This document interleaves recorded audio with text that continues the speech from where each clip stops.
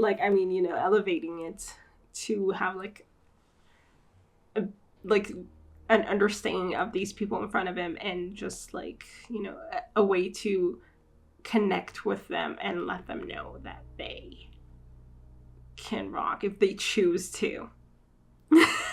But wow, that was kind of instantaneous with Eli. I feel like, he was so timid and scared and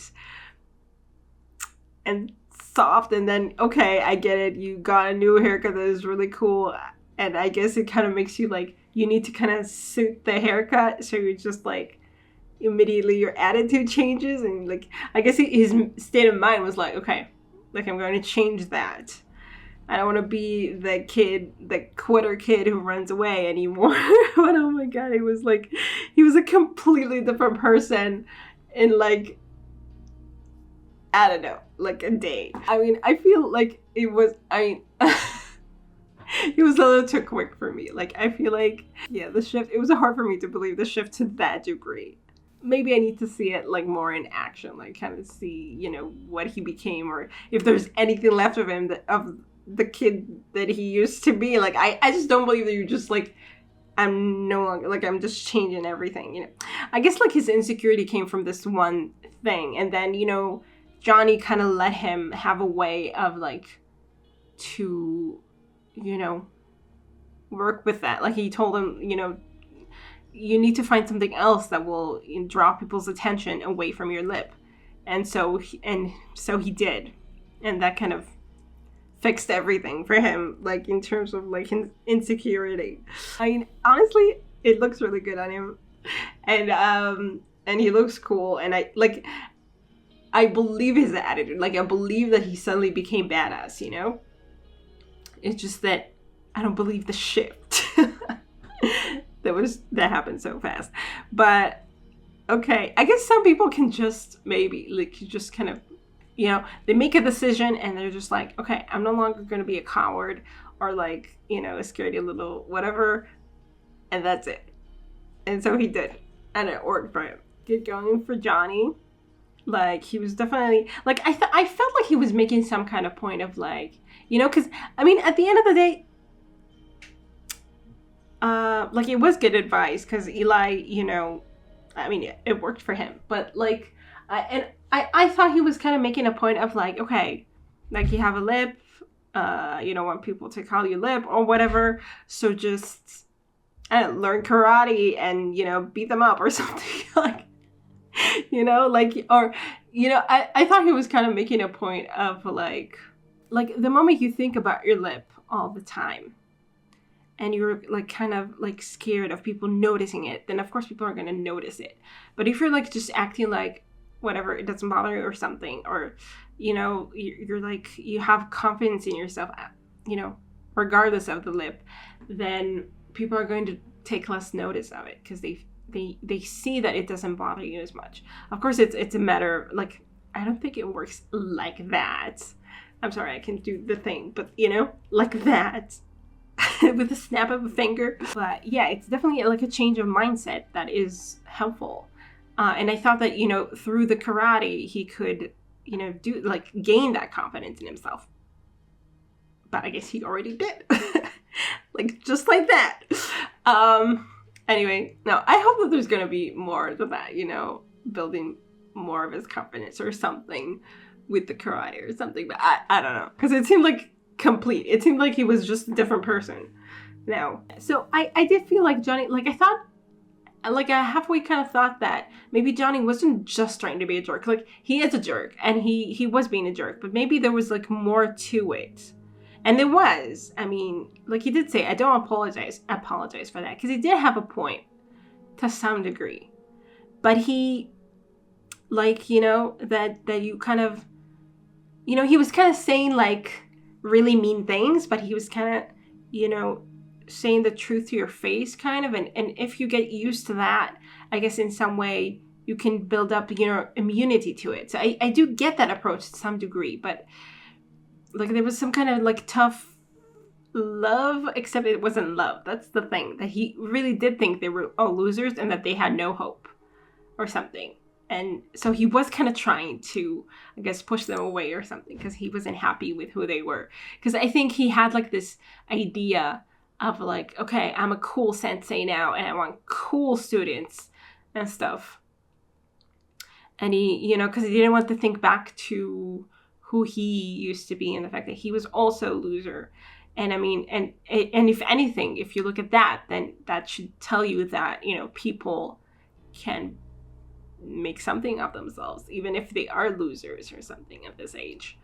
Because the fact that he's, you know, I mean, like, he made something of himself, became really cool with the karate. He was very popular and everything.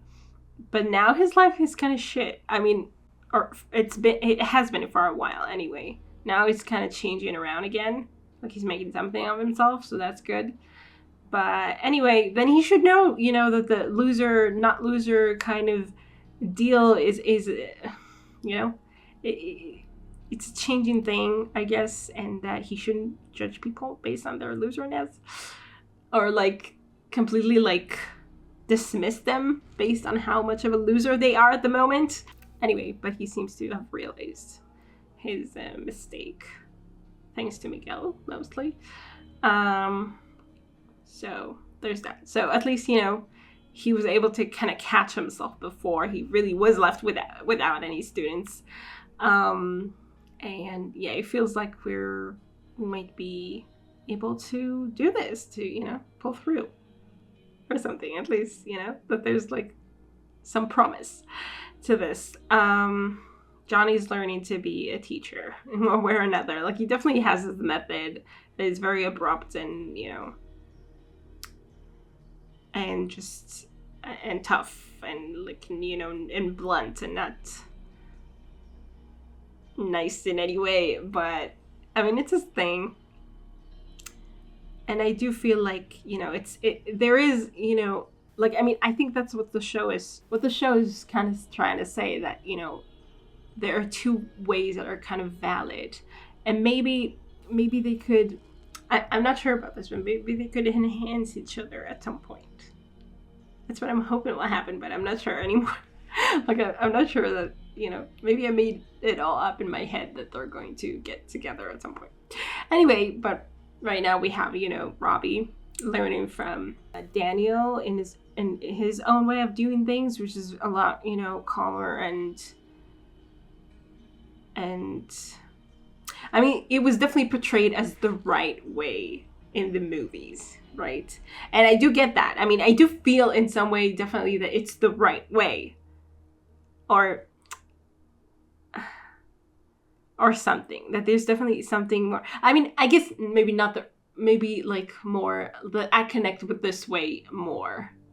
You know, with the calm kind of balanced way of karate that Daniel, you know, was taught and still practices and believes in and stuff. And I feel like it's definitely a change of pace for Robbie. You know, definitely something that is going to be, you know, like he said, he was very surprised to see it. And he was like, it didn't look like karate and stuff. Because he saw, I guess, what his dad was doing. You know, his way of doing things. If he ever saw much of it. I mean, I guess he did. So yeah, it's definitely gonna be different and probably kind of good for him, you know, and to feel appreciated, because Daniel really needed, you know, wanted a partner or someone who, you know, will take part in this, and it seems like Robbie's willing. And I mean, Robbie was doing this all to get his dad's attention, or to, you know, make him really pissed off. But I definitely feel like he's gonna, you know, like he's gonna want to. I mean, already I feel like he wants to actually, you know, benefit from it for himself, and, you know, to actually really genuinely connect with Daniel and learn his karate and stuff. So I feel like it's mixed. Like he does it, I think, at the surface level, he's like telling himself, yeah, I want to do this to get back at my dad. But also there's a lot more to it, because he does crave this attention. He doesn't want this, you know, someone to care about him. So he's getting it. even if he doesn't want to maybe like to admit it to himself. I don't know if he's like, you know, exactly what he's telling himself at the moment, but it seems like he really strives to fit in here and to belong.